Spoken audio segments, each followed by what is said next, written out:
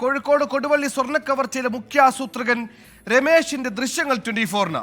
കവർച്ച നടന്ന ദിവസം രമേശ് ബൈജുവിന്റെ കടയ്ക്ക് സമീപം നിൽക്കുന്ന ദൃശ്യങ്ങളാണ് പുറത്തു വന്നത്.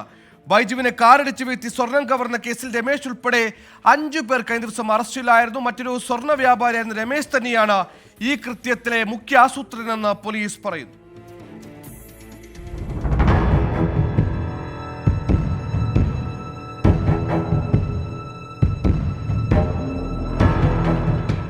കൊടുവള്ളിയിലെ സ്വർണ്ണ വ്യാപാരി ബൈജുവിനെ കടയടച്ച് വീട്ടിലേക്ക് വരും വഴി വാഹനമിടിച്ച് 2 കിലോ സ്വർണം കവർന്ന കേസ് മോഷണ കൊട്ടേഷൻ. കൊടുവള്ളിയിൽ തന്നെ ജ്വല്ലറി നടത്തുന്ന പാലക്കാട് സ്വദേശി രമേശാണ് കൊട്ടേഷൻ നൽകിയത്. കടയടച്ച് ജ്വല്ലറിയിലെ സ്വർണവുമായാണ് ബൈജു വീട്ടിലേക്ക് മടങ്ങാറുള്ളതെന്നറിയുന്ന രമേശ് ഒരുക്കിയ ആസൂത്രണമാണ് മോഷണം. കവർച്ച ചെയ്യപ്പെട്ട ബൈജുവും കൊട്ടേഷൻ നൽകിയ രമേശും സുഹൃത്തുക്കളായിരുന്നു. അതുകൊണ്ട് രമേശിന് കാര്യങ്ങൾ എളുപ്പമായി. രമേശിനെ ദിവസങ്ങൾ നിരീക്ഷിച്ച് പോകുന്ന വഴിയും സ്വർണം സൂക്ഷിക്കുന്ന ഇടവുമൊക്കെ മനസ്സിലാക്കി കൃത്യമായി ആസൂത്രണം ചെയ്തായിരുന്നു കവർച്ച. 12 ലക്ഷം രൂപയാണ് രമേശ് കൊട്ടേഷനായി നൽകിയത്.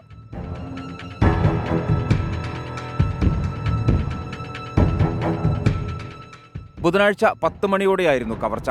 കവർച്ചയ്ക്ക് തൊട്ടുമുമ്പ് ബൈജു കടയടയ്ക്കുന്നതും മറ്റു കാര്യങ്ങളും സൂക്ഷ്മമായി രമേശ് നിരീക്ഷിക്കുന്ന ദൃശ്യങ്ങളാണ് പുറത്തുവന്നത്. കൃത്യമായി നിരീക്ഷിച്ച ശേഷമാണ് കൊട്ടേഷൻ സംഘത്തിന് വിവരങ്ങൾ കൈമാറിയത്. സംഭവത്തിൽ രമേശ്, കൊട്ടേഷൻ സംഘങ്ങളായ വിപിൻ, ഹരീഷ്, ലതീഷ്, വിമൽ എന്നിവരെ പോലീസ് അറസ്റ്റ് ചെയ്തിരുന്നു. പ്രതികളിൽ നിന്ന് 1.3 കിലോ സ്വർണവും കൊട്ടേഷൻ തുകയായ 12 ലക്ഷം രൂപയും പോലീസ് കണ്ടെടുത്തു.